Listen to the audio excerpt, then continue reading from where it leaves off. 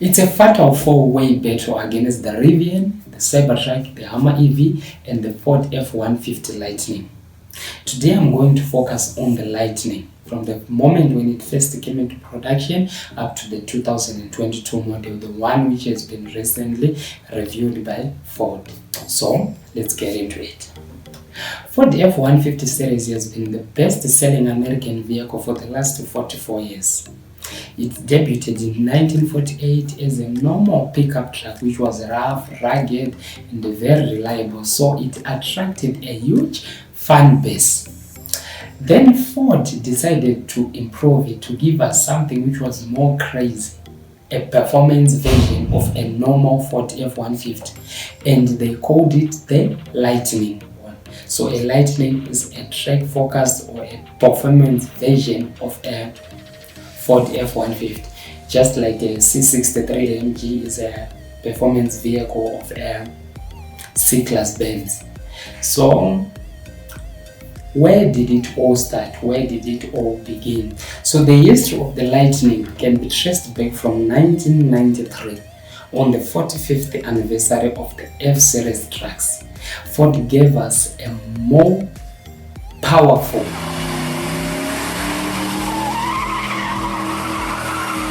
track-focused performance version of the F-150, which they called a Lightning. It had a 5.8-liter V8 engine which pumped out 240 horsepower. Like in 1993, that was too much. It was unheard of. It was actually faster than a Ford Mustang GT. So it made headlines that Ford had made a truck which was faster than their Ford Mustang GT. Obviously, Mustang is a performance badge, it's a performance brand, but it was slower than a truck Ford has made. The same company making a truck which is faster than their performance division. On top of the huge fans it already had, it attracted more and more people. Then in 1999, the second generation Ford Lightning came into production. It was more crazier than the first one. It used the same V8 engine, but now it was supercharged to make 380 horsepower. But as if that was not enough, in 2000, SVD took the same 1999 version and put 20 more horses on it to make it even more crazy. And it was recorded to be the fastest production truck ever to be made. It did 0 to 60 in 6 seconds. That's faster than some performance vehicles. So the Lightning, it struck as a Lightning in terms of performance. May 2021, Ford revealed the promised truck with the Lightning badge, but without the V8 combustion engine which we were used to from the first time it came into production. Now it's electric. It's being offered with a dual electric motors, one in front, one in the back, which means they are all coming as 4-wheel drive standard and are being offered in 2 versions. These versions are offered basing on the battery range. Battery range, that's the distance you drive before charging it. Since it's an electric vehicle, it needs to be recharged. You don't need to put fuel in it. You need to recharge the batteries for you to drive it over a certain period or a certain distance. So let's talk about the versions. There are 2 versions, the standard version and the extended version.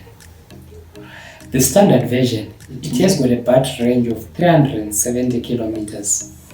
And the extended version one, it's more expensive and it's better. It's like the top of the range of this Ford F-150 Lightning.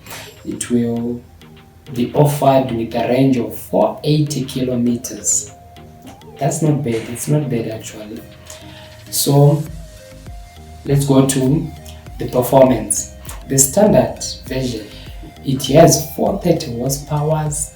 That's way more than the V8s were offering. So the electrics are actually better, with a 1050 Newton meters of torque and can tow up to 3 tons. But obviously Towing will affect the battery range, just like combustion engines uses more fuel when you are towing. So the entry level will cost about 40,000 US dollars, whereas a well-equipped F150 Lightning will go up to 100,000 US dollars. But that's basically cheaper than an engine-powered F150. So it's a win for the electric on the F150 brand. And practicality. It doesn't have an engine. It's electric. So it basically means it has got a front trunk. It comes with a double cab body style configuration, so it can be used as a sedan, it can be used as a truck, since it has got a front trunk and a truck bed at the back. So practicality wise, it's very, very practical. Then, since it uses electric motors, it needs to be charged. The motors are powered by batteries, so the batteries needs to be charged after a certain distance. 370 kilometers on standard version and 480 kilometers on the extended version. Those are the distance you need to travel before the next charge. Ford is offering an 80 amps charger. That's standard on the extended version, but on the standard version it's optional. You need to pay extra to get the 80 amps charger. But the 80 amps charger, it will charge your batteries in 10 hours. Wow, 10 hours.